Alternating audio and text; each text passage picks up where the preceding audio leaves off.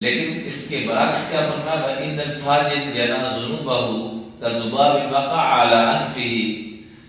اس کے برعکس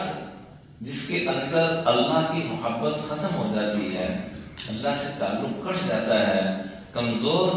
رشتہ رہ جاتا ہے، تو اس کے لیے گناہ کرنا ایسے ہی ہوتا ہے کہ جیسے ناک پہ آ کے مکھی بیٹھی اور یوں اڑا دیا، ایسے ہی گناہوں کو بھی اڑاتا ہے، پیسے کو بھی اڑاتا ہے اور اپنے آپ کو بھی اڑا دیتا ہے اور تباہ ہو جاتا ہے۔ اس لیے میرے عزیزو، جب گناہ کرنے لگے تو اپنے آپ کو پہاڑ کی آڑ میں اپنے آپ کو محسوس کریں کہ ہم پہاڑ کی آڑ میں ہیں اور یہ پہاڑ میرے اوپر گرنے والا ہے۔ پھر اللہ کے فضل و کرم سے اللہ جل جلالہ ہر طرح کے گناہوں کی دلدل سے مجھے آپ کو نکالتے چلے جائیں گے۔ علامہ ذہبی رحمۃ اللہ علیہ نے قرآن و حدیث کی روشنی میں 70 کے قریب گناہوں کا ذکر کیا ہے کہ جو بڑے گناہ ہیں، جیسے قتل ہو گیا، شرک ہو گیا، جو بڑے گناہ ہیں وہ 70 کے قریب ہیں، لیکن ساتھ ایک فارمولا ان تجتنبوا کبائر ما تنہون عنہ نکفر عنکم سیئاتکم وندخلکم مدخلا کریما۔ ساتھ قرآن پاک کی آیت کو دلیل کے طور پر لے کے آئے کہ ایک کام تم کر لینا،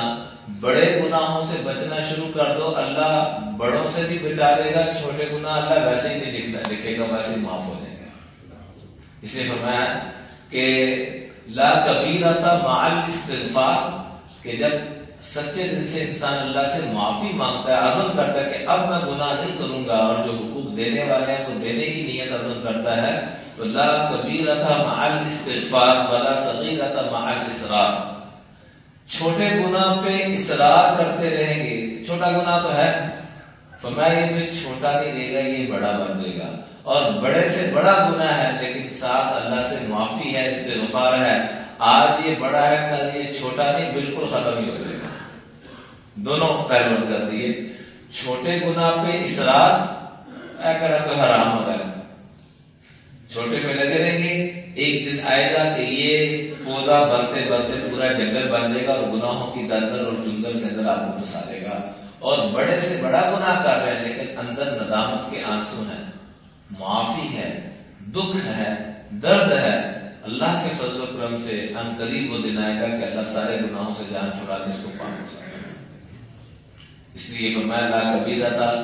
مع الاستغفار، جب استغفار آ جائے تو بڑا سے بڑا گناہ بھی ختم ہو جاتا ہے، ولا صغیرۃ مع الاصرار، اور چھوٹے سے چھوٹا گناہ بھی ہو لیکن تسلسل کے ساتھ ہو، بار بار اسی گناہ کو کرتا جا رہا ہے، تو پھر وہ چھوٹا نہیں رہتا، وہ بہت بڑا گناہ بن جاتا ہے۔